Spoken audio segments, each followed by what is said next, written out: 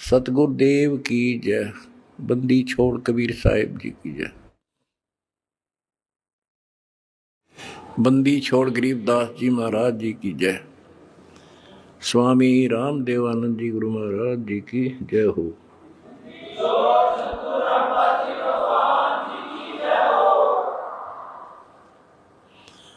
सत साहिब परमेश्वर कबीर जी की प्यारी संगत को, विश्व की सारी संगत को दास का आशीर्वाद है। परमात्मा आपको मोक्ष दे, सुखी रखे, काल कष्ट से आपकी रक्षा करे। बच्चों, आपको सत्संग से, तत्व ज्ञान से रंग दिया है, आपको परिपूर्ण कर दिया है। आज मानव एजुकेटेड है, शिक्षित है, आसानी से समझ जाता है अच्छे और बुरे को। परमात्मा की विशेष श्रद्धा है। ये साइंस परमात्मा ने मानव को दी, जिसके कारण आज ये सोशल मीडिया परमात्मा कबीर जी की देन है और प्रचार का एक नंबर का साधन यही है। हमारा भगवान पूरा, हमारा ज्ञान पूरा और समाज की सभी बुराइयों से मुक्त मेरे भक्त भी देवी देवता से कम नहीं। आज के दिन यदि पृथ्वी पर देवी और देवता हो तो आप कबीर जी के बच्चे हो। ये अब समाज को भी समझ में आ चुका है कि यदि बसना चाहते हो, सुखी होना चाहते हो, तो ऐसे बनना पड़ेगा जैसे संत रामपाल जी के बेटा बेटी हैं। बच्चों, पहली बात तो ये है कि भक्ति मार्ग जो है ये खंडे की धार पर चलना है, यानी तलवार की धार पे। कब तक? जब तक हमारा ज्ञान और समाधान पूर्ण समझ में नहीं आता।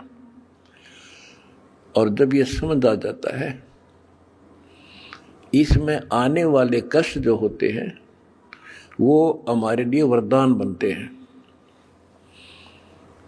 ये अब आपके आसानी से समझ में आ जाएगा। अध्यात्म की सफलता का मूल कारण है कि राज्य रमता राम की, रजा दरे जो शीस, दास गरीब दरस परस, तिस बैठे जगदीश। ज्यों रखे त्यों ही रहूं और मेरा के चारा, खाने जाद खरीद हूं गुलाम तुम्हारा।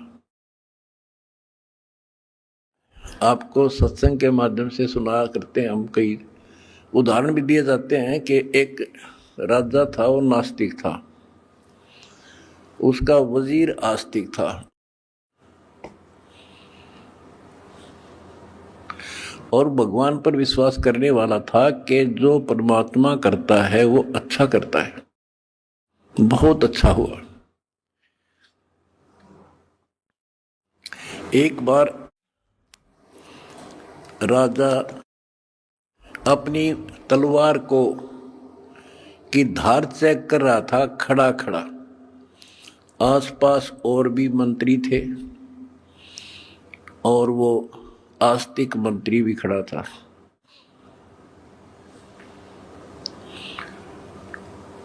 क्या होता है, बात करते करते राजा की उंगली कट गई, तलवार की धार के लाग के। दूसरे मंत्री कहने लगे, हे भगवान बड़ा बुरा हुआ, हे भगवान बहुत बुरा हुआ। वो जो भगवान पर विश्वास करने वाला मंत्री कहता है कि बहुत अच्छा हुआ, वो दूसरे मंत्री, जो वो मंत्री था भगवान के डरने वाला विश्वासी, वो बहुत ही समर्पित था, राजा उसके ऊपर बहुत विश्वास करता था। लेकिन दूसरे जो मंत्री थे वो उसकी निंदा करते रहते थे, जी आदमी ठीक नहीं सर, ये आपको मरवाएगा कभी। वो चाहते थे किसी तरह इसकी महिमा कम हो, तुम्हारे नंबर बने। जब उसने कहा कि उंगली कटगी राजा तो बहुत अच्छा हुआ, जो हुआ अच्छा हुआ, बहुत अच्छा हुआ। तो इस बात से राजा बोला, भाई मेरी तांगड़ी कट गई और तू क्या अच्छा हुआ, नालायक आदमी। तो दूसरे मंत्रियों का दाव लग गया, जी हम भी तक आपने कहा नहीं करते, ये तो आपका दुश्मन है, आपके बुरे मराजी से, इसको जेल में ठोक दो। वो जेल में डाल दिया मंत्री, भगवान को चाहने वाला, भगवान पर विश्वासी। राजा की वह उंगली पट्टी पट्टी बंधाई, वो कट तो गई कति, लेकिन ठीक होगी, दर्द नहीं रहा। अब 3 उंगली रहेगी राजा का। अब राजाओं को तो यही होता बकवाद बाणी, जब ठीक हो गया बोला फिर चलो शिकार करने चलते हैं जंगल में। वो जो मंत्री था, जो चापलूस था, उसके स्थान पर महामंत्री बना दिया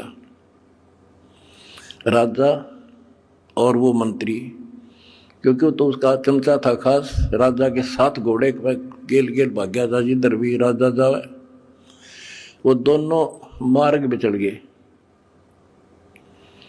मार्ग भूल गए तो जंगल में गहरा चले गए। वहां कोई जंगली लोगों का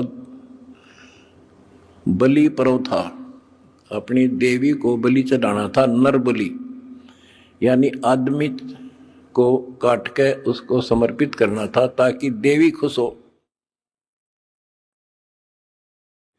वो जंगली लोगों ने दोनों घेर लिए, पकड़ लिए, पुरोहित के पास लाकर खड़े कर दिए। 2 मिल गए। पुरोहित बोला 2 और बढ़िया, दोनों को चढ़ा दो। पहले इनके अंग देखो, अंग भंग ना हो, कोई काना, कोई उंगली हाथ कटा हुआ ना हो। देखा जब चेकिंग हुई तो राजा की उंगली कट रही। पुरोहित को बताया गया जी एक तो ठीक ठाक है, एक की एक उंगली कटी हुई है। वो बोला भाई वो डिफेक्टिव है, ये नहीं चढ़ेगा, इसको छोड़ दो, और इसको ये ठीक है, फिट है। और दूसरा जो चापलूस था मंत्री, उस भगत की रोज निंदा कराया करता था, वो फंस गया और वो चढ़ा दिया बलि, राजा छोड़ दिया। अब राजा ने तो उस मंत्री की कोठरी का गबाट जाकर पीछा देखा, जिस जेल में रोक रखा था कोठरी में, उसको खुलवाया और उससे कौड़ियों मिला नो, अग भाई उस दिन आप ठीक को थे, अग बहुत अच्छा हुआ, जया मेरी उंगली ना कट्टी होती तो आज मेरी जान जानी थी। भाई मैंने आपको नाजायज तंग किया, माफ कर दे। बोला जी आप राजा, मैं मंत्री, मैं क्या माफ करूं, आप जो करो और कर लियो, पर एक बात बता, मेरी उंगली कट गई तो मेरे लिए तो अच्छा हुआ, पर आपको 6 महीने की जेल हुई, आपके लिए क्या अच्छा हुआ? मेरे लिए मेरी जान बच गई, क्योंकि मैं आपके साथ होता उस महामंत्री की जगह, आज मैं बलि चढ़ता। ये 6 महीना की जेल में मेरी मौत बच गई। तो बच्चों, परमात्मा जो करता है अच्छा करता है। इस 11 साल की तपस्या में क्या पता कौन सी करड़ाई टड़ी हो, और परमात्मा जो करता है वो अच्छा करता है। हमारे मन में कभी दोष से नहीं आया, ना सोचिए कि गलत हो सकता है। फिर विश्वास बिना भगवान नहीं मिलता। तो इसी प्रकार हमने परमात्मा के ऊपर समर्पित रहना होगा। क्या होता है, जैसे 9 नकली दुकान है और एक असली होती है। इंसान नकलियों पे घूम घूम कर ठग कर और सबको एक आंख से देखता है, सारे इसे हैं। तो इसी प्रकार आज संत मार्ग के अंदर संतों की जो कथनी और करनी है उसमें बहुत अंतर है। इस करके समाज ने ज्यादा से ज्यादा गणी नहीं तो 50% समाज रिजेक्ट कर चुका है साधु संतों को। अपने हिसाब से चाहे कोई पत्थर पूज रहा है, चाहे कोई तीर्थ जा रहा है, वो कर रहा है। इसका कारण क्या है कि हमें परमात्मा का ज्ञान नहीं हुआ और परमात्मा से मिलने वाला लाभ हमें प्राप्त नहीं हुआ, जो भी हमने साधनाएं की। परमात्मा को पाने के लिए राज त्याग दिए, घर छोड़ दिए, कठिन तपस्याएं की, लेकिन जो परमात्मा से अपेक्षित होता है वो मिल नहीं पाया। आखिर में इंसान नास्तिक हो गया, चोरी करके उस पूर्ति को पूरा करने लगा, रिश्वत लेकर न सोचा सेठ बनूं, कभी नहीं बन सकता, सपने में भी ना सोचना।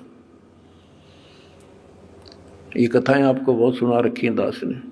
और जब से दास इस मार्ग पर निकला,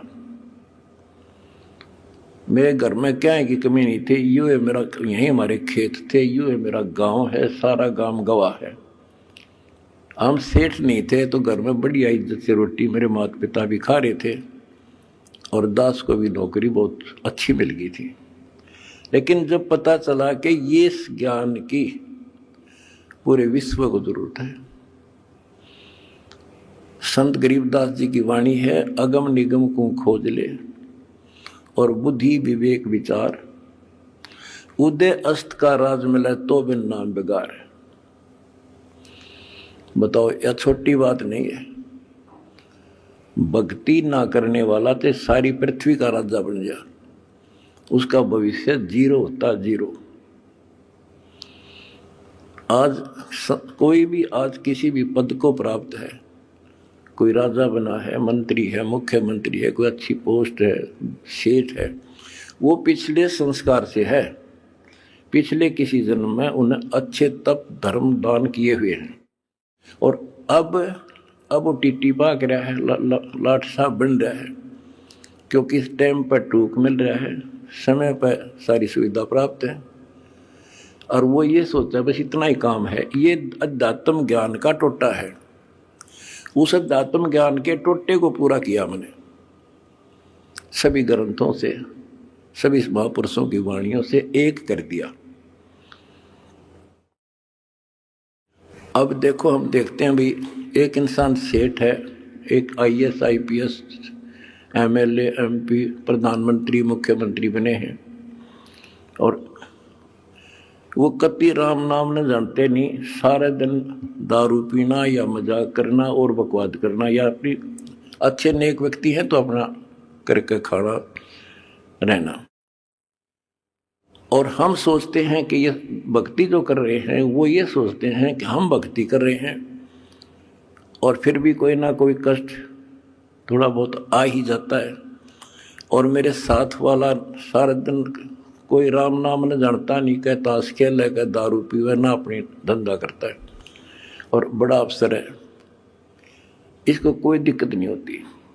तो ये ऐसे समझना होगा आपने, जैसे इन्वर्टर की बैटरी है, वो चार्ज कर दी और इन्वर्टर है नहीं, फिर हटा दिया, तो जब तक उसमें वो कैपेसिटी है उसकी, वो चलेगी, और पंखे भी चलेंगे, कूलर भी चलेगा, लाइट भी जग रही होगी।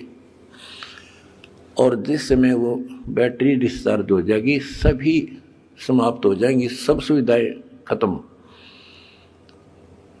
उसके बाद फिर क्या होगा, उसके ऊपर कैर टूटेगा और उस समय देर बहुत हो चुकी होगी। आज कोई राजा है, महाराजा है, और फिर मृत्यु के बाद कुत्ता बनेगा, गधा। ये संतों की वाणी है, कोई डूम बाट के गीत नहीं है, अध्यात्म ज्ञान है। फिर पीछे तू पसवा कीजिए, गद्दा बैल बनाई, ये 56 भोग कहाँ मनगोरे, कि तक कुरली चलने जाए। एक थोड़ा सा दिमाग तक काम ले ले इंसान तो कर्जा पाट जा। आज सारी सुविधाएं हैं, समय पर सब मिल रहा है, और मृत्यु के उपरांत क्या होगा, कुत्ता बनकर धक्के खागा।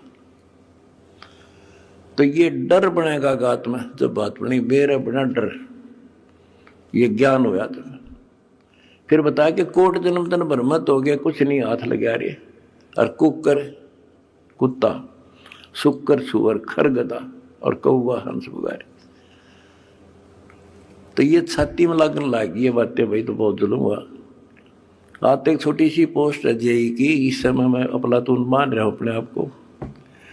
और अध्यात्म ज्ञान बताता है कि राजा भी रहे, देवता भी रहे, और मोक्ष नहीं हुआ।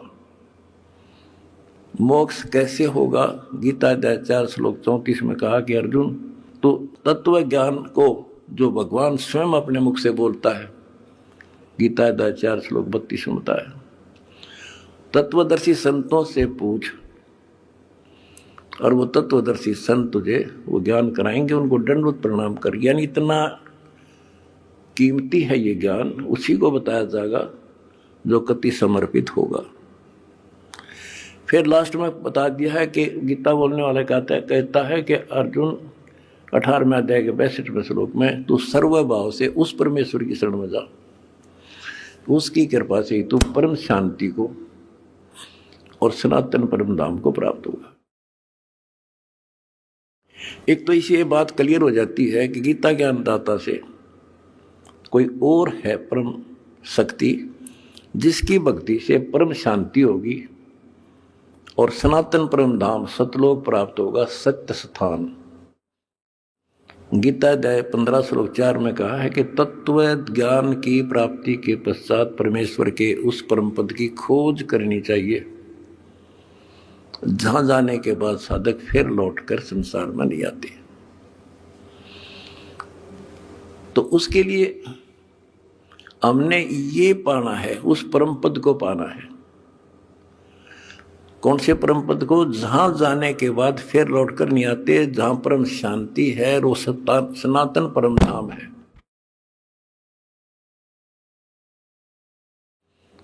तो वो कैसे प्राप्त होगा,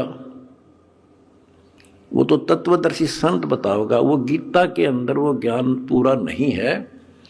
अगर गीता जी में ज्ञान पूरा होता तो लिख देते वो एक चैप्टर और, कि उस चैप्टर में पढ़ ले जो मैं उस परम अक्षर ब्रह्म की प्राप्ति का जो ज्ञान है।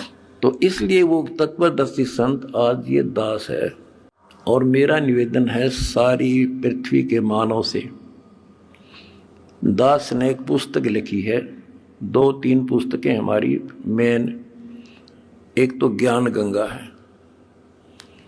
इस ज्ञान गंगा को जो पढ़ लेगा जी ला के, उसकी 101 पीढ़ी पार हो जाएगी, 101 पीढ़ी।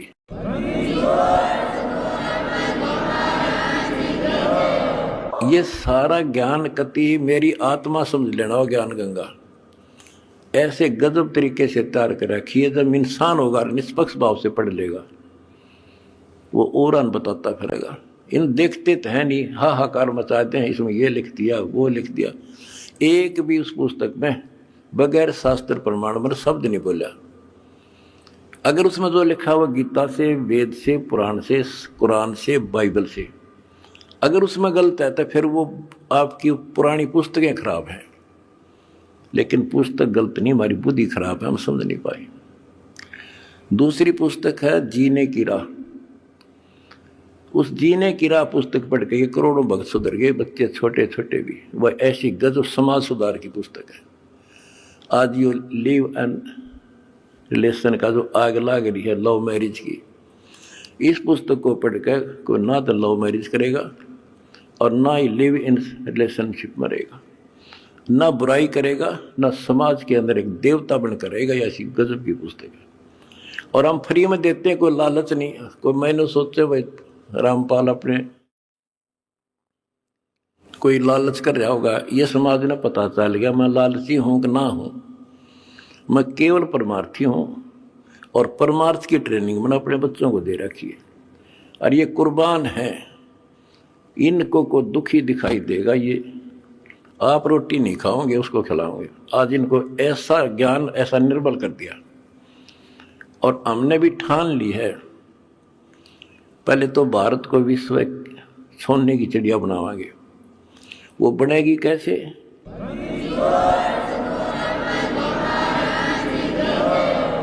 जीने के लिए अन्न की आवश्यकता है। अन्नदाता किसान है और किसान की कांच काट रखी। अब हम सबसे पहले मजदूर और किसान का डट के साथ जाएंगे। कोई आपत्ति आवेगी या किसी को वैसे को किसी कारण से और समस्या आती है, या मजदूर को, ये दो ही हैं जो आज दुखी हैं। और तीसरी बात होगी, अगर ये नाम से जुड़ जाएंगे तो हमारा काम हल्का हो जाए। भगवान सीधा कनेक्शन देगा, सीधा लाभ देगा। अब भगवान कहते नाम क्या करता है, भगवान क्या करता है। जैसे शुरुआत में हमारे गांव में लाइट बिजली नहीं होती थी, और बिजली की तरह शुरुआत हुई लगवाने की, तो एक आधी जगह को एक्सीडेंट हो गया, इंसिडेंट न्यों पता लग गया भाई वहां बिजली ने पकड़ लिया, मर गया। तो उससे और डर बन गया लोगों के। हमारे गांव में बिजली की शुरुआत हुई, मैं जब जेई लगा ही था तब तक हमारे घर में बिजली नहीं थी, सन 1977 तक। और ना नीयत थी लगवाने की। तो मैंने आके, अपने एक दोस्त था मेरा यहाँ, वो बिजली का काम करता था, कुछ लोगों ने लगवा ली थी गांव में भी। मैंने उसको कहा भाई तू घर वालों से कह तो सामान ले आ, मैं सामान दे दूंगा, बता कितना सामान क्या फिटिंग का इसमें पैसे लगेंगे। उसने बताया 1200 रुपये लगेंगे, मैंने दे दिए। वो सामान लेकर घर आ गया, मैं चला गया ड्यूटी पे। और वो बोला भाई मेरा ताऊ ने बोला, तुम्हारा उम्र में छोटा था, उनने एक चाचा था, मेरा ताऊ बाबू फादर का भाई लगे, बोला भाई थारा बिजली लानी है। वो बोला तो अपने माँ बाप का ला ले बिजली, भाग जाड़ा की तो बकवास करे तो मारे क्यों लाओ बिजली, तू अपने ला ले। यानी बिजली को इतना गलत समझते थे। जब तो मजाक चल रहा था उनका, फिर माँ आ गया सामने, तो वो बोला भाई और ने बोले थारे घर वाले, तो बोला तुम अपना ला लो इस बिजली ने। वो बोला कोई बात ना, न बेरा को ना तू फिटिंग कर दे। फिटिंग करवा दी, कनेक्शन ले दिया, मोटर लगा दी। पहले हाथ से काटा करते नो सानी, और मेरी माता ने पीछा करती 2-2 घंटे 2 किलो वाचा किलो दी। जब उनके सामने वह लाइट चली और मोटर कट्टा कट सानी काट दी, फिर ने बोले भाई तो भूला लाग रही थी तो पहले लवानी थी। तो बच्चों इसी प्रकार और परमात्मा की पावर का कनेक्शन है जो आज दास एक लाइन में मिलकर आपको दे रहा है, जिसका यू लाग जाएगा कट्टा कट काम होगा आपका।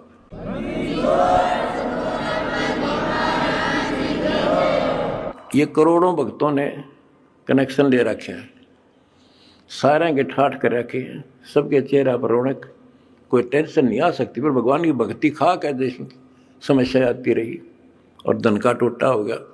तुमने इतना दान कर दिया कि आज देख कितने लाखों दुखियों का दुख दूर हो रहा है तुम्हारे दान से। और वो जब भगवान का जुड़ गया तो सीधा कनेक्शन उनसे भी हो जाए। भगवान को रिश्तेदार थोड़ा किसी का हो, तो सबको देगा, सबके साथ एक जैसा व्यवहार है। बिजली ने कोई लगवा लो अपने पावर को, फुल काम करेगी, पर उसकी मेंटेन, उसको सारी उसकी जो है मर्यादाओं का पालन करना होता है। गलती कर दी तो वह नष्ट भी कर देती है। तो सावधानी बरतें, मर्यादा का पालन करें, और देखो फिर किसी ठाठ हो जाएंगे। और मोक्ष मिलेगा। ये तो रूंगे में मिलेंगे, यहाँ के सुख तो रूंगा, असली जड़ तो मोक्ष है, वहाँ चले जाएंगे जहाँ जाने के बाद फिर लौटकर संसार में नहीं आते। सत साहिब।